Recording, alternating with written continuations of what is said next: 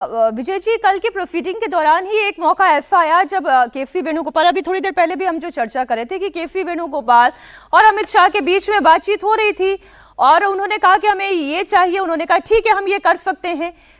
ऐसा लग रहा था कि कुछ सहमति बन सकती है, लेकिन विपक्ष एडमेंट था। क्यों? क्योंकि उन्हें सरकार की नीयत में खोट दिखाई दे रही थी। देखिए, अब वो मेरे ख्याल से पानी उससे आगे बह गया। कल की बहस से आगे प्रधान जो हुआ वो तो उनको वेणुगोपाल का तो इंतजार नहीं करना था। वेणुगोपाल की सहमति के इंतजार की तो जरूरत नहीं थी। जाहिर है बिल में तो वैसे भी वो जो कल भी हमने चर्चा की थी, कॉन्स्टिट्यूशनल कमिटमेंट बिल में होते हैं, भाषण में नहीं होते। और वेणुगोपाल ने जो बात की वो होम मिनिस्टर ने कहा कि हम तैयार हैं, तो सरकार ला सकती थी और लाने की जरूरत नहीं थी। अमेंडमेंट अलग से लाने की जरूरत नहीं थी। सरकार कहती है कि जब बिल पास होगा तो इस अमेंडमेंट को हम ले आएंगे, उसमें उसको अलग से लाने की जरूरत नहीं है। कहीं पर जब चर्चा में बिल पास हो रहा होता तो आप उस अमेंडमेंट को रखते और पास करवा लेते, वो इशू नहीं है। प्रधानमंत्री जी का जो संबोधन है वो मैं समझता हूँ वो हेड ऑन है कि प्राइम मिनिस्टर ने तय किया कि इस इशू पर हम हेड ऑन होंगे, मतलब आमने सामने की लड़ाई कर लीजिए। अब जो हो गया वो तो हो गया, ठीक। हेड ऑन लेना कि भाई आप ये नैरेटिव नहीं चला सकते कि इस सरकार की मंशा इस बिल को पास कराने की नहीं थी, और हम जो भी होगा, जो संभव होगा, जो मुमकिन होगा, जहां तक होगा वहां तक इस बिल को पास कराने की कोशिश करेंगे।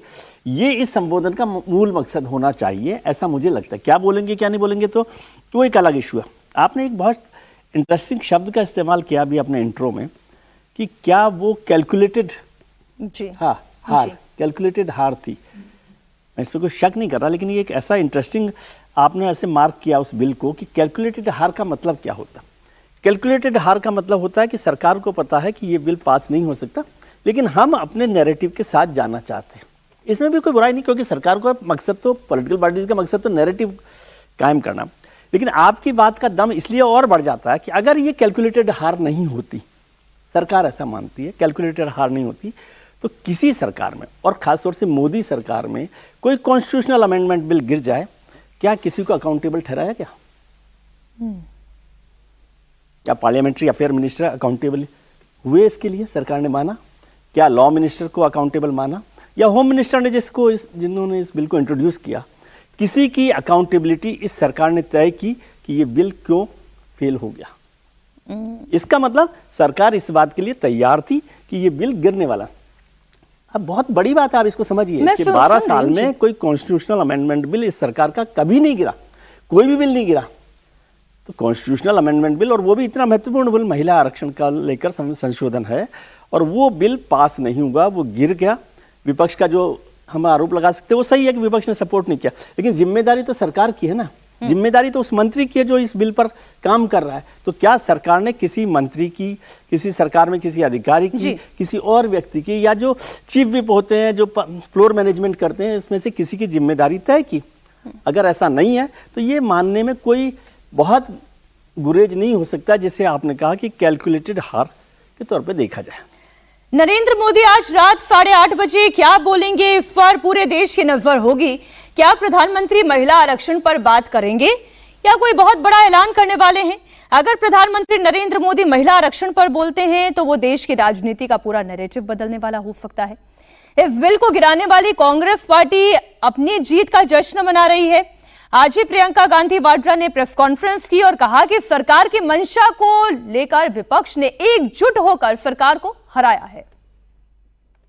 मैं बहुत खुश हूं कि आप सबने, देश ने देखा कि जब विपक्ष एकजुट हो जाता है तो किस तरह से इनको हराया जाता है।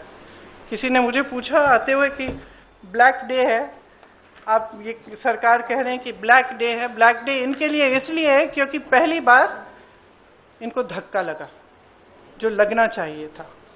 आज की महिलाओं की समस्याएं बहुत ज्यादा बढ़ रही हैं, संघर्ष बढ़ रहा है। बेवकूफ नहीं है महिलाएं, सब कुछ देख रही हैं। वो पीआर, मीडियाबाजी वो अब नहीं चलेगी। कुछ ठोस करना है तो आप 2023 में जो सर्वसहमति से जो विधेयक पास हुआ था, पारित हुआ था, सारे दलों ने उसका समर्थन किया था, उसको लाइए। उसमें अगर कुछ एकाध संशोधन करना है छोटा, ताकि वो अभी लागू हो सकता है, करिए और उसको अभी लागू करिए। कल जो हुआ वो लोकतंत्र के लिए एक बहुत बहुत बड़ी जीत रही। ये संविधान की जीत थी, देश की जीत थी और विपक्ष की एकता की जीत थी। मेरे ख्याल से पूरी साजिश जो रची गई षड्यंत्र की तरह कि किसी न किसी तरह से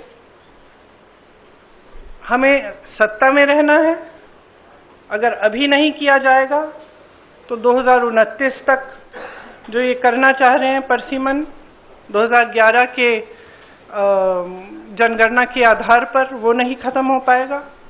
तो ये सब करने के लिए एक तरह से प्लान बनाने के लिए कि परमानेंटली हम सत्ता में कैसे रह सकते हैं।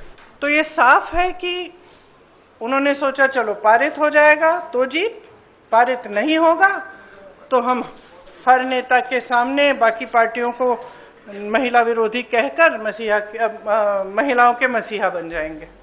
तो आप महिलाएं हम जानती हैं कि महिलाओं का मसीहा बनना इतना आसान नहीं है।